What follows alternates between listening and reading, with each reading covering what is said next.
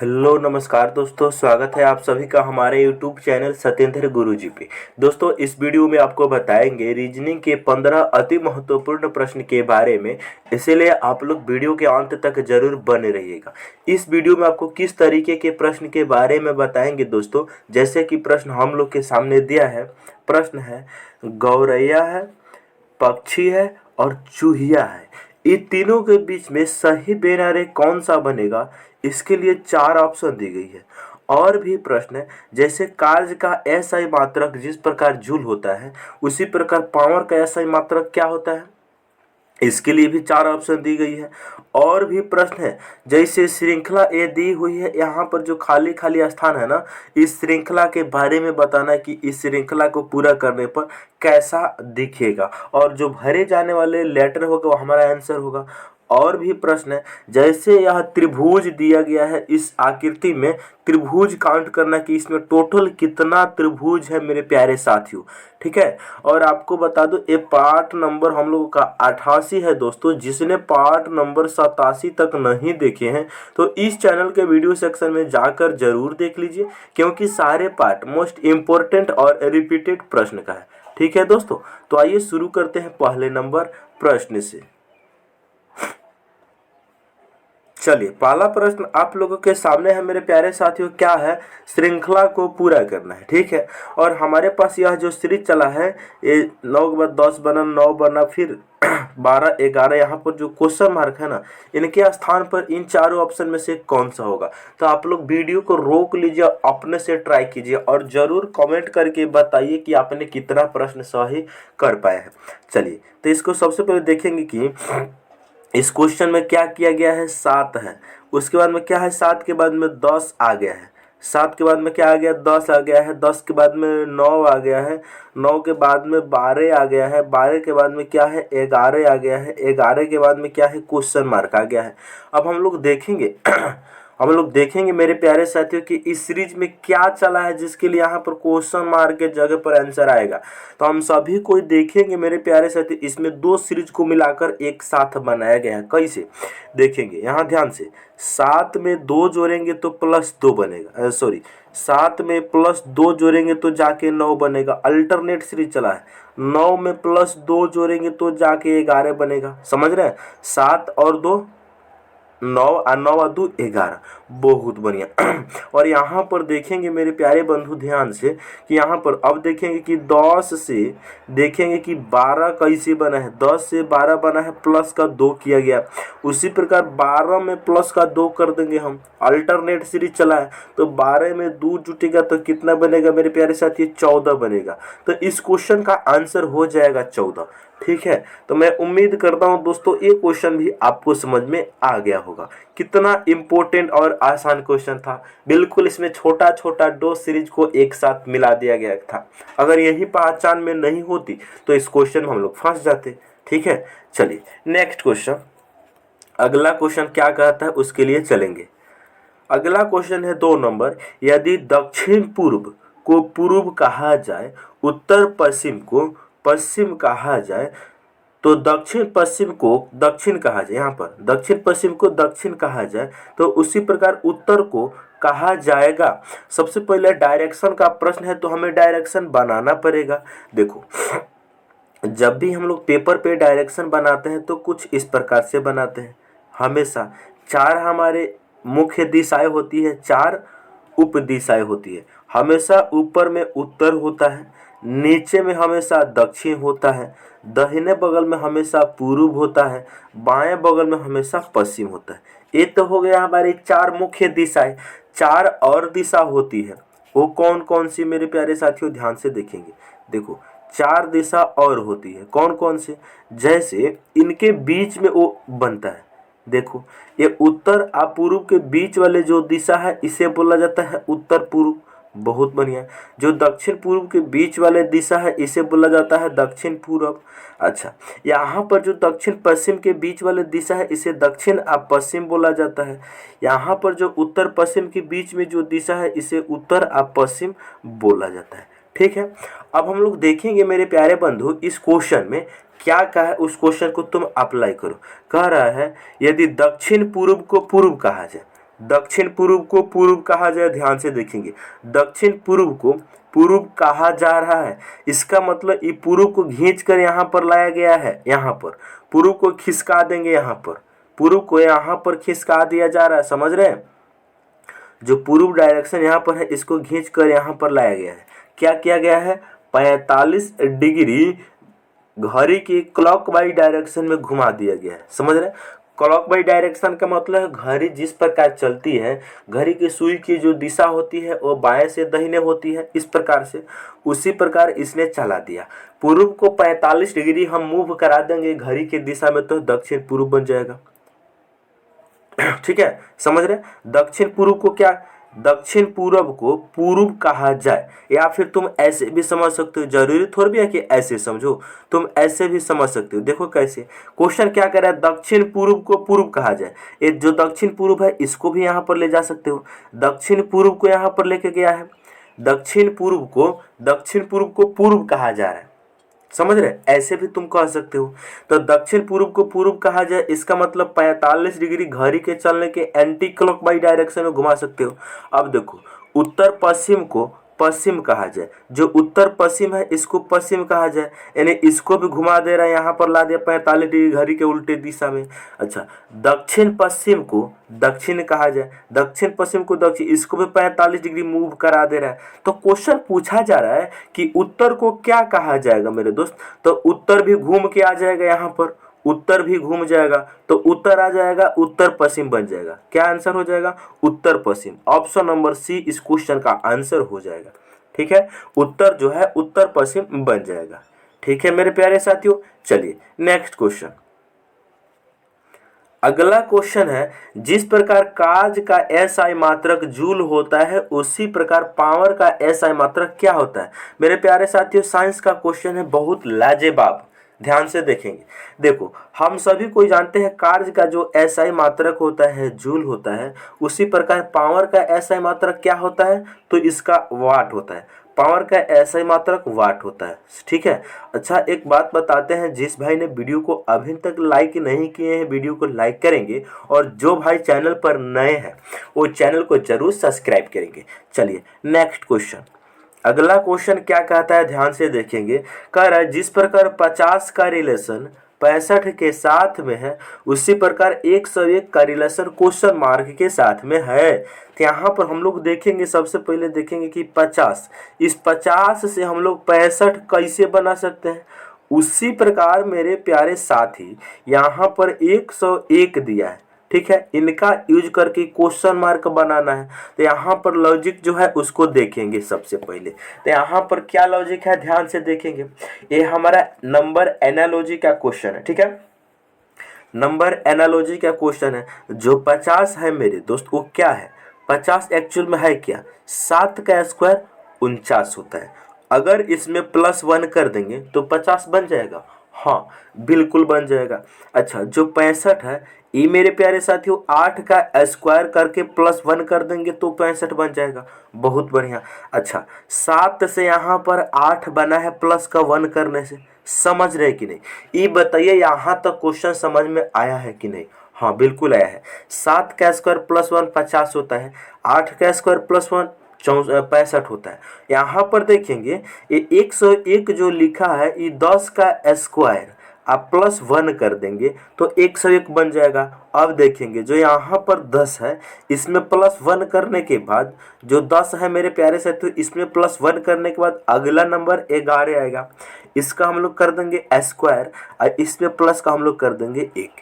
11 का स्क्वायर 121 होता है, 121 में इस 1 को जोड़ेंगे कितना बनेगा, 122 बनेगा। तो ये क्वेश्चन मार्क के स्थान पर क्या आएगा 122। तो इसका राइट आंसर हो जाएगा ऑप्शन नंबर 3। मैं उम्मीद करता हूं दोस्तों एक क्वेश्चन भी आपको समझ में आ गया होगा। कितना आसान क्वेश्चन, बस यहाँ पर थोड़ा लॉजिक समझने का फेरा था। ठीक है, चलिए नेक्स्ट क्वेश्चन। अगला क्वेश्चन है असंगत ज्ञात कीजिए। देखो हमारे पास 4 ऑप्शन दी गई है, ये चारों ऑप्शन में से कोई एक ऐसा होगा जो बाकियों से अलग होगा, यही बताना है। तो यहाँ पर देखेंगे ऑप्शन 1 में मुर्गी है, ऑप्शन 2 में लोमड़ी है, ऑप्शन 3 में मेढ़ा है और ऑप्शन 4 में कुतिया है। तो इनमें सबसे अलग कौन होगा? देखो मेरे प्यारे साथियों, यहाँ पर मुर्गी, लोमड़ी और कुतिया, ये तीनों क्या है? ये तीनों स्त्रियां हैं। स्त्रियां, समझ रहे? चाहे ऐसे कह लो इसको, ये पुल्लिंग और एक होता है स्त्रीलिंग। तो ये स्त्रीलिंग है, यानी कि क्या? स्त्रीलिंग। समझ रहे हैं? ये तीनों का तीनों महिला प्रजाति के हैं। महिला मतलब समझते हैं? महिला मतलब समझते हैं? देखो हम आपको बताएं, जो एक हस्बैंड वाइफ होता है, जैसे लोमड़ी क्या है? फीमेल है। कुतिया क्या है? ये भी फीमेल है। मुर्गी क्या है? फीमेल है। जबकि मेढ़ा जो है भेड़ के बच्चे को बोला जाता है। मेढ़ा जो है भेड़ के बच्चे को, ये पुल्लिंग है, बाकी ये स्त्रीलिंग है और मेढ़ा पुल्लिंग है। यही इसीलिए ऑप्शन नंबर 3 बाकियों से अलग होगा। समझ रहे हैं कि नहीं? नहीं समझ रहे हैं? देखो मेढ़ा क्या है? भेड़ के बच्चे को मेढ़ा कहा जाता है।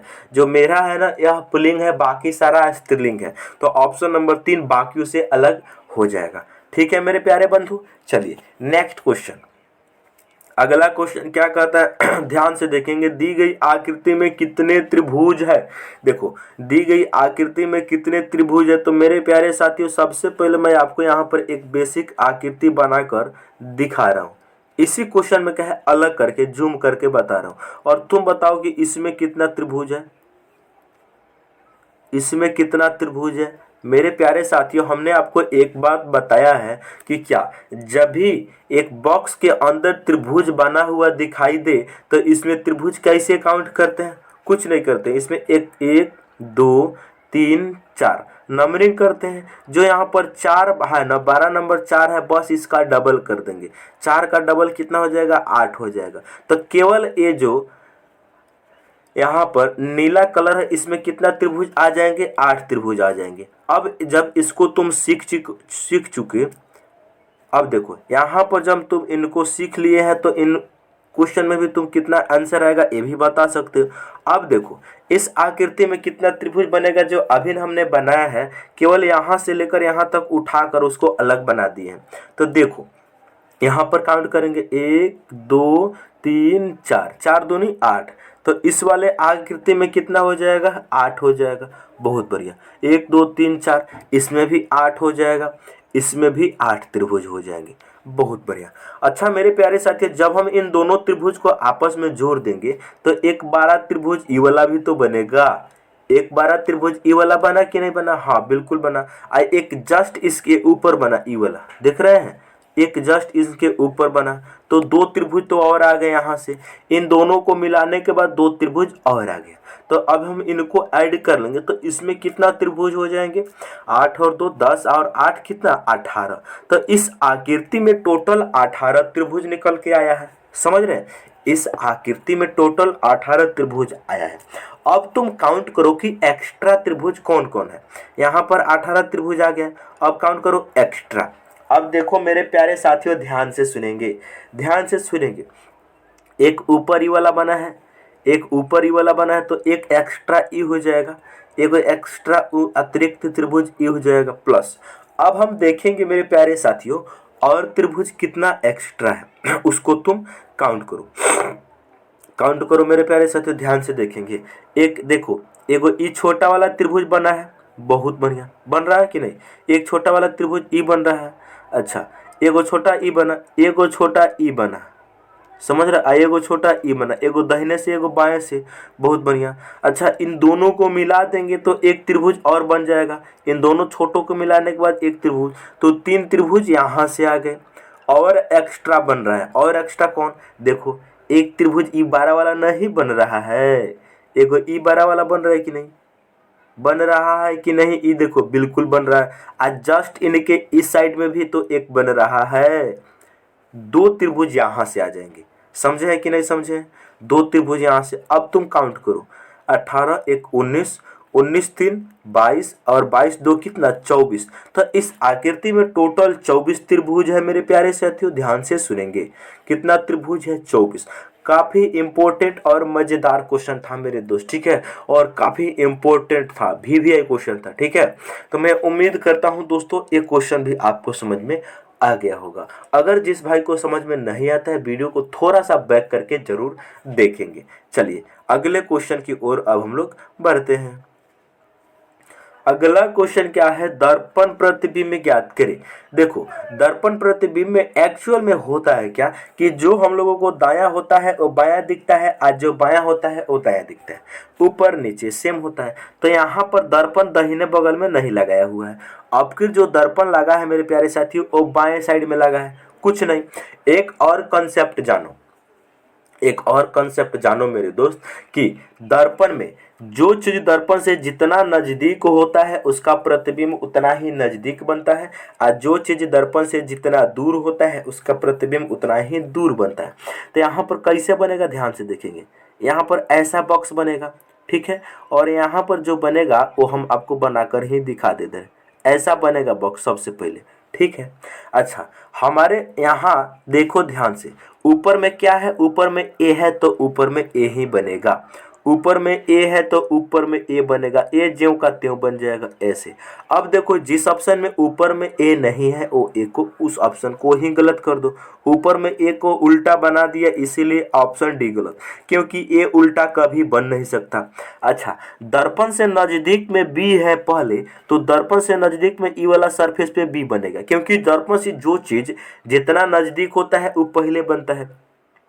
तो यहाँ पर बी बनेगा मेरे प्यारे साथियों इस प्रकार से, ठीक है, यहाँ पर बी बनेगा। अब देखो यहाँ पर बी सीधा बना दिया इसीलिए ऑप्शन नंबर बी गलत, समझ रहे हैं।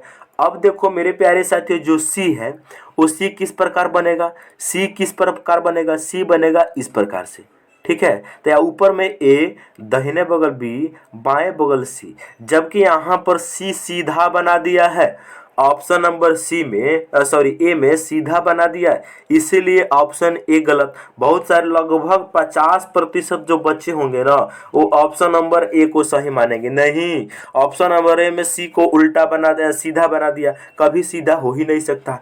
ऑप्शन नंबर सी इस क्वेश्चन का फाइनल आंसर होगा, ठीक है मेरे प्यारे साथियों। इस क्वेश्चन को हमने कितना आसानी से सॉल्व किए हैं, कैसे सॉल्व किए आप लोग जरूर उसको सीख चुके होंगे, ठीक है, सीख लिए होंगे। बढ़ते हैं अगले क्वेश्चन की ओर, क्योंकि इस क्वेश्चन को आप जरूर समझ लिए हैं। चलिए नेक्स्ट क्वेश्चन। अगला क्वेश्चन है, गौरैया है, पक्षी है और चूहिया है, ये तीनों के बीच में सही बेनारे कौन सा बनेगा, बस यही बता देना है हम लोगों को। तो मेरे प्यारे साथियों हम सभी को जानते हैं कि सारे गौरैया जो है वो पक्षी के भीतर आ जाएंगे। सारे गौरैया क्या है, पक्षी। और चूहिया क्या है मेरे प्यारे साथियों, जो चूहिया है मूस के बच्चे को चूहिया बोला जाता है। चूहा का जो छोटा छोटा बच्चा होता है उसी को चूहिया बोला जाता है। तो वो इनसे अलग हो जाएगा, कैसे, ये जितना भी गौरैया है ये सारे गौरैया क्या हो जाएंगे, पक्षी हो जाएंगे। और चूहिया जो है ये बेचारा अलग हो जाएगा। यहाँ पर लिख भी देते हैं, देखो ये जो ई है ये क्या है, चूहिया है, ये चूहिया है मेरे प्यारे साथियों, ध्यान से सुनेंगे। ये अलग जो सर्किल बना है ये है चूहिया, ये बड़ा वाला क्या है, ये है पक्षी, समझ रहे हैं, ये पक्षी है। अच्छा ये जो छोटा वाला है ये क्या है, यही है गौरैया, समझ रहे हैं। कैसे बनाना है इसको भी आप बिल्कुल समझ चुके होंगे मेरे प्यारे बंधु। देखो सारे गौरैया पक्षी के भीतर में आ जाएगा, लेकिन चूहिया अलग बनेगा, काहे है, क्योंकि चूहिया मूस के बच्चे को बोला जाता है। तो ऐसा कौन सा ऑप्शन में दिया है भाई, ऐसा ऑप्शन नंबर बी में दिया है, इसलिए इस क्वेश्चन का राइट आंसर ऑप्शन बी हो जाएगा सही, ठीक है, बढ़िया है। तो मैं उम्मीद करता हूं दोस्तों एक क्वेश्चन भी आपको समझ में आ गया होगा। चलिए नेक्स्ट क्वेश्चन। अगला क्वेश्चन बड़ा ही इंपॉर्टेंट प्रश्न है, बस आप लोग समझने का प्रयास कीजिएगा। कितना आसान क्वेश्चन है, मजा आ जाएगा इस क्वेश्चन को कराने में। चलिए क्वेश्चन है, लुप्त संख्या ज्ञात करें। यहाँ पर देखेंगे जो बीच में यहाँ पर लुप्त संख्या है ना, इसके स्थान पर क्या आएगा यही हम लोगों को बताना है। तो मेरे प्यारे बंधु ध्यान से सुनेंगे।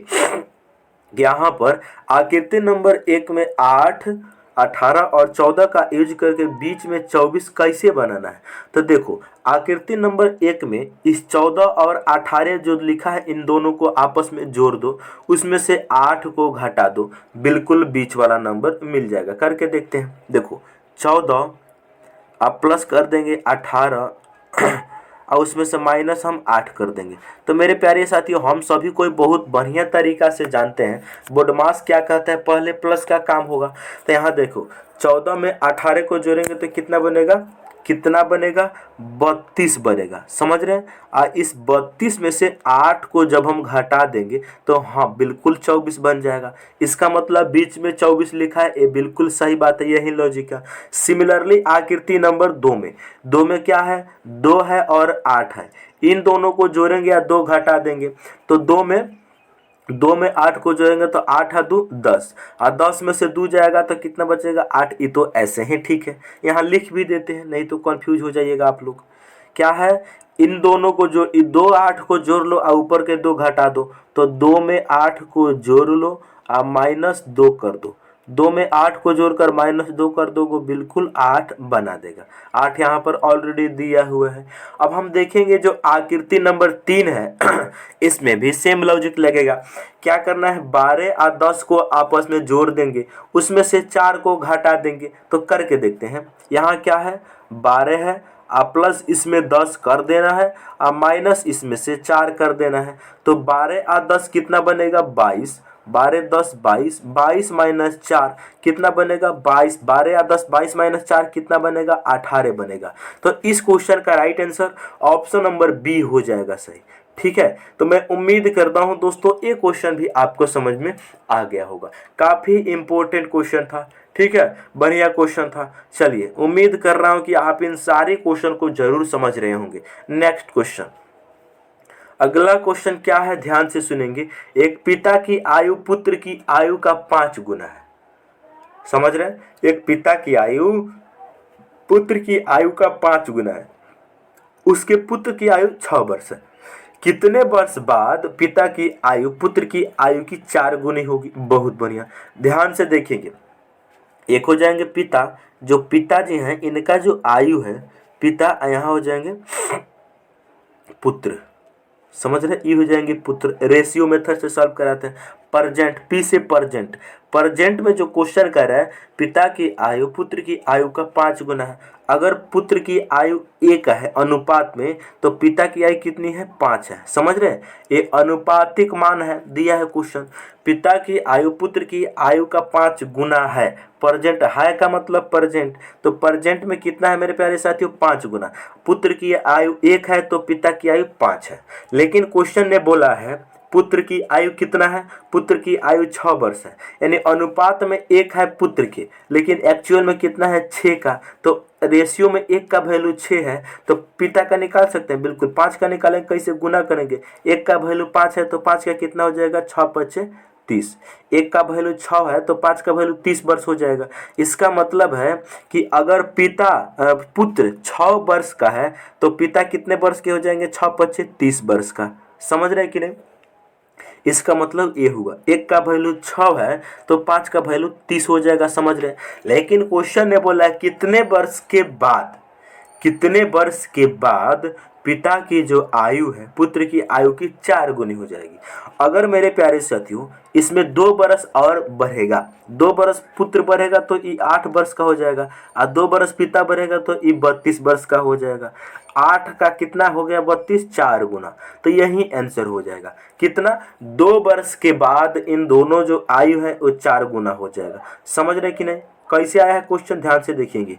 4 गुना हो जाएगा, क्यों, क्योंकि अगर 6 वर्ष का अभिन्न एक पुत्र है, लेकिन 2 वर्ष के बाद ये 8 वर्ष का हो जाएगा, तो 2 वर्ष में उसके पिताजी भी तो बढ़ेंगे, तो पिताजी हो जाएंगे 32 वर्ष का। तो ये 8 का 4 गुना हो गया कि नहीं। कितना वर्ष के बाद, 2 वर्ष के बाद। 2 वर्ष में ये हो जाएंगे 8 वर्ष के, ये हो जाएंगे 32 वर्ष के। यही इस क्वेश्चन का right answer option number D हो जाएगा सही। ठीक है, तो मैं उम्मीद करता हूं दोस्तों एक क्वेश्चन भी आपको समझ में आ गया होगा। बढ़ते हैं अगले क्वेश्चन की ओर। अगला प्रश्न है, ध्यान से देखेंगे। श्रृंखला को पूरा करें। हमारे पास एक सीरीज लेटर का दी हुई है। इस सीरीज में क्वेश्चन मार्क यहाँ पर जो खाली खाली है इसके स्थान पर क्या होगा। तो सबसे पहले इस क्वेश्चन को हम लोग सॉल्व करते हैं ग्रुपिंग मेथड से। ग्रुपिंग मेथड क्या कहता है कि इस सबसे पहले लेटर को काउंट करो। काउंट करने के बाद तुम ग्रुप बना लो।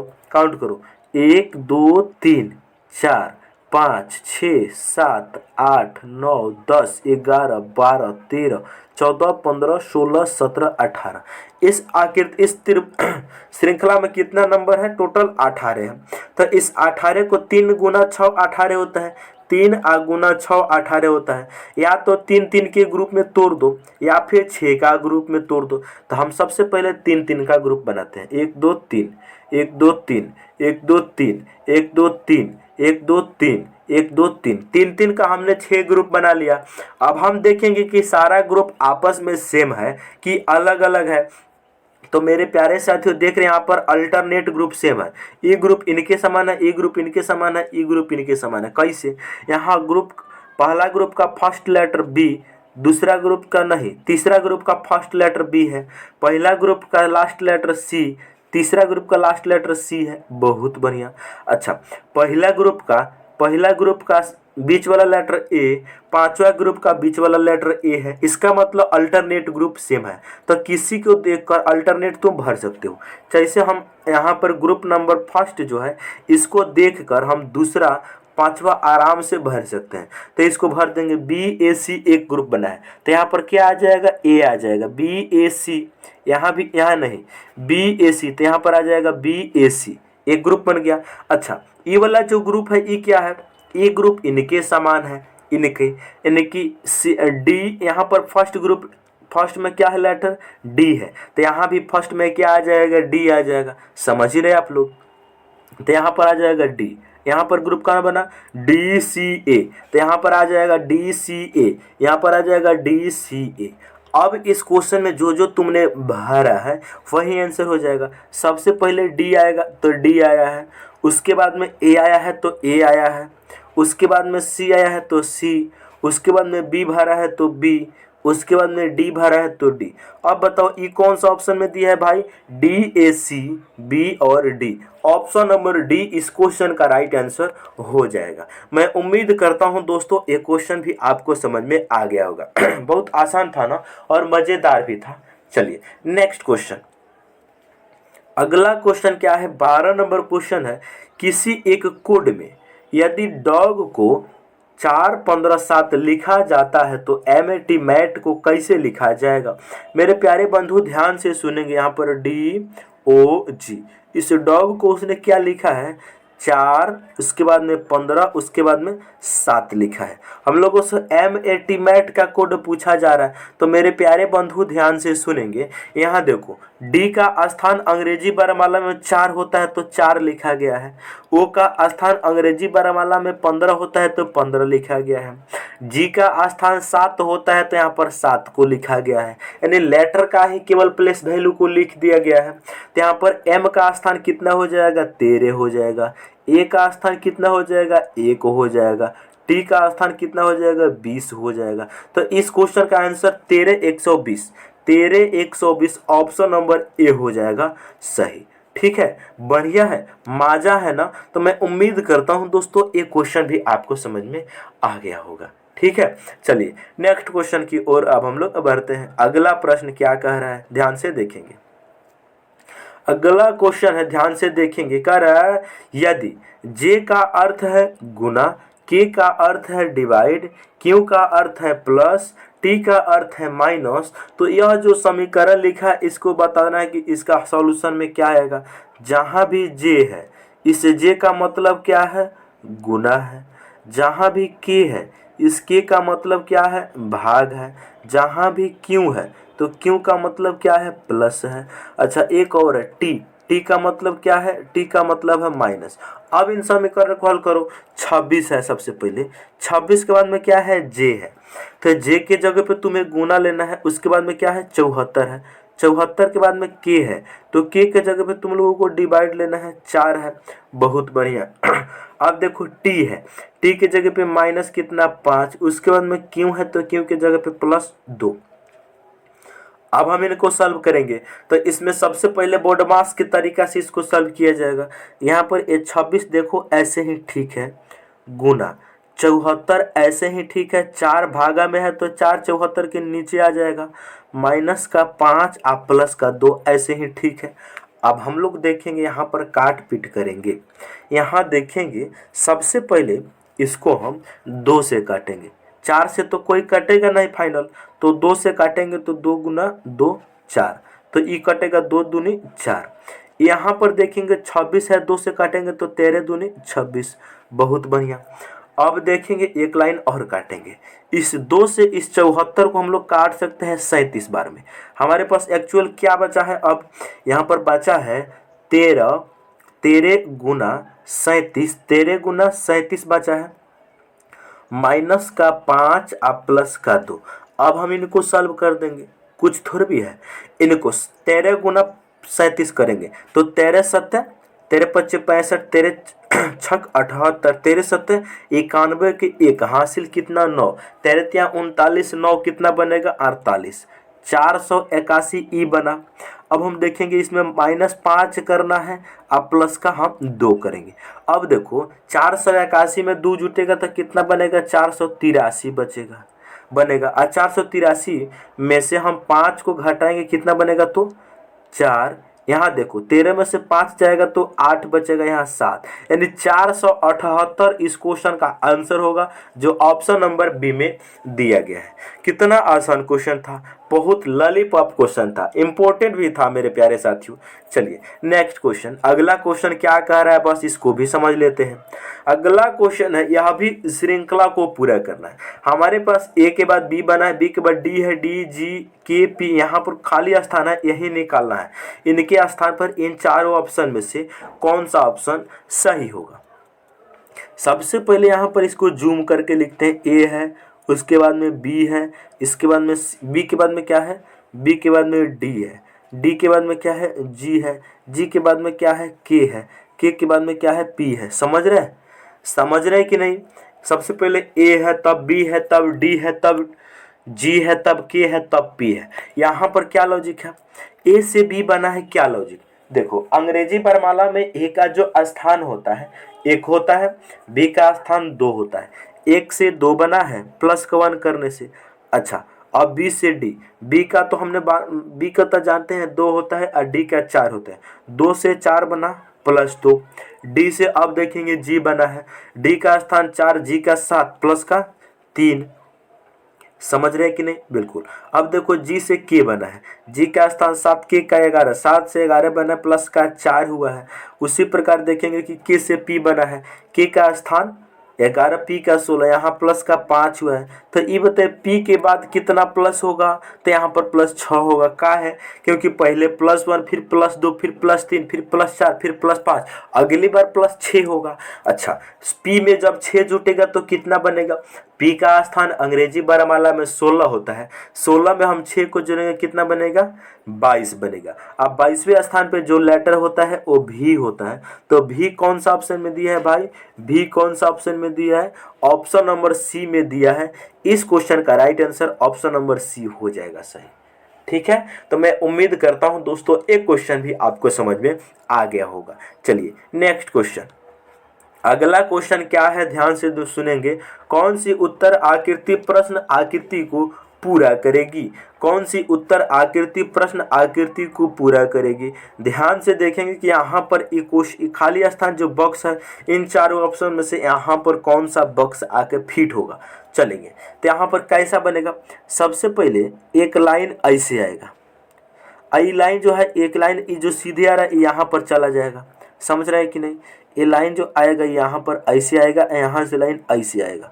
अब देखो ऐसे आएगा, यहाँ पर कौन सा ऑप्शन में, ई वाला जो सर्किल वाला पार्ट है ई कोना पे नहीं हो सकता, इसीलिए ऑप्शन ए गलत, इस कोना पे नहीं हो सकता इसीलिए बी गलत, इस कोना पे नहीं हो सकता इसीलिए सी गलत। बचा क्या, ऑप्शन नंबर डी इस क्वेश्चन का राइट आंसर हो जाएगा। ऑप्शन नंबर डी में केवल इस कोना पे सर्किल को बनाया है। ठीक है, बहुत बढ़िया। अच्छा ऐसा बना देगा, एक लाइन ऐसा खींच देगा, हूबहू ऑप्शन नंबर डी हो गया सही। ठीक है, तो मैं उम्मीद कर रहा हूं कि इस क्वेश्चन को भी आप लोग समझ चुके होंगे। चलिए, तो मैं उम्मीद करता हूं कि आप इन सारे प्रश्न को बहुत ही अच्छे तरीका से समझ गए होंगे। यदि आप हमारे चैनल पर पहली बार आए हैं तो चैनल को जरूर सब्सक्राइब करें और साथ ही साथ बेल आइकॉन को ऑन कर लीजिए, ताकि मैं जब वीडियो डालूं तो नोटिफिकेशन सबसे पहले आपके पास पहुंचे। ओके दोस्तों, मिलते हैं अगले वीडियो में। जय हिंद।